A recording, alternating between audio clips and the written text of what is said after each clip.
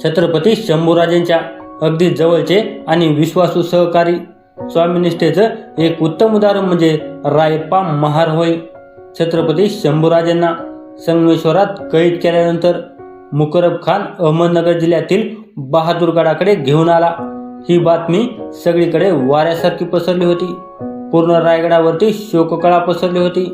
ज्योत्याजी, रायप्पा, खंडोजी, संताजी, धनाजी आणि स्वतः येसुराणी साहेब देखील शंभूराजेंना कसं सोडवायचं यात विचारात पडले होते. अखेर महाराणी येसुबाई यांच्या सांगण्यावरून 7 ते 8 हजाराची फौज सज्ज झाली. पण औरंगजेबाच्या 5 लाखाच्या फौजीसोबत सामना करायचा कसा हाच प्रश्न सर्वांसमोर उभा होता. कारण बहादूरगड हा भुईकोट किल्ला 5 लाखाच्या फौजेसोबत समोरासमोर लढणे अशक्यच होते. तसा प्रयत्न जरी केला असता तर सर्व मराठे कापले गेले असते. संताजी, धनाजी तर भयंकर संतापले होते.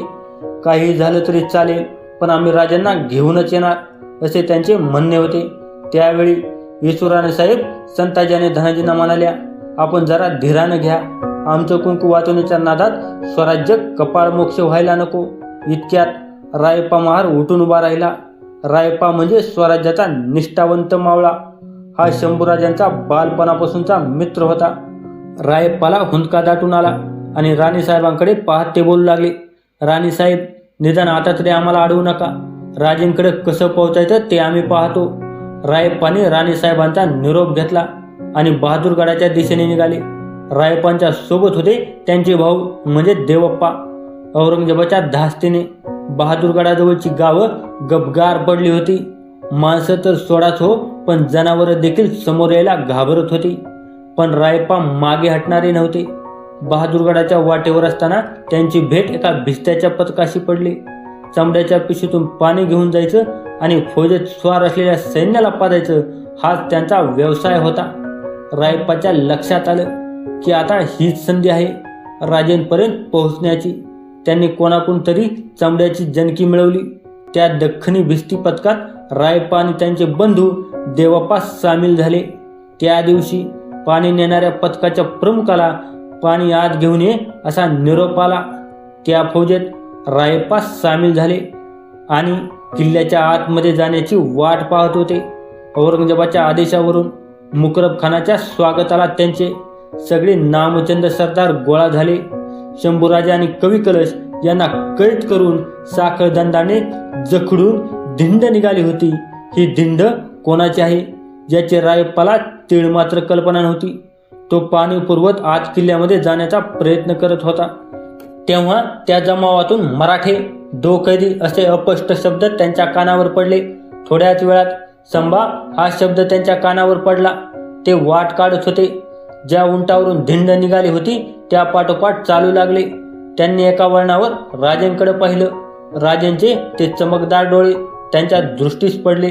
दोघांची नजरानजर झाली आणि राजे उदासवाने हसले. राजांनी त्यांना ओळखले असावे. राजेंचे हाल पाहून रायप्पाचे काळीज तुटत होते. लोखंडी कड्या राजेंच्या शरीराला टोचत होत्या. सुरुवातीला राजेंच्या शरीरातून वेदनांच्या कळा उठत होत्या. जेव्हा शंभूराजे बहादूरगडाच्या मुख्य वेशीजवळ पोहोचले तेव्हा समोरचा दरवाजा उघडला गेला. राजेंसाठी काहीतरी करायचं हीच नाममात्र संधी आहे हे रायप्पाच्या लक्षात आलं. रायप्पाचे रक्त उसळले, धमन्या पेटल्या. त्यांनी एकाकी झडप घातली. बंदोबस्तात असलेल्या एका राजपुताची धारदार तलवार हिसकावून घेतली आणि काय होतंय हे कळण्याआधीच बाजूच्या 2 अंमलदारांना तलवारीनं कापून काढलं. राजे, शंभूराजे अशी आरोळी ठोकत ते पुढे धावले. आपल्या तलवारीच्या घावाने साखळदंड तोडण्याचा तो वेडा प्रयत्न करत होता.